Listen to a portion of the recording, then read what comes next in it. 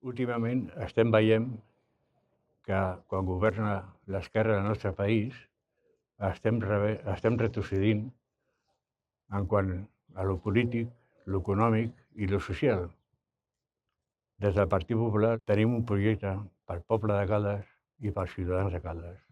En primer lloc, una baixada d'impostos a tots els nivells, l'expulsió d'ocupes en 24 hores, una administració més propera al ciutadà i molt més ràpida en donar les solucions, major seguretat ciutadana a nivell d'urbanitzacions, polígons industrials, carrers més accessibles, amb voreres més amples, on les senyores amb un carret d'un nen puguin passar per la vorera i no tinguin que anar per mig del carrer, una ordenació del tràfic i la construcció d'un pàrquing subterrani de 3 plantes. 2 plantes serien de venda amb els veïns a preus municipals, l'altra planta seria d'entrada i sortida de vehicles, i a sobre el mercat municipal, que crec que és més raonable posar-lo aquí que no a Can Rius, com vol l'actual govern.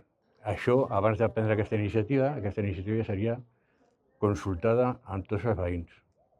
Gràcies i fins la propera ocasió.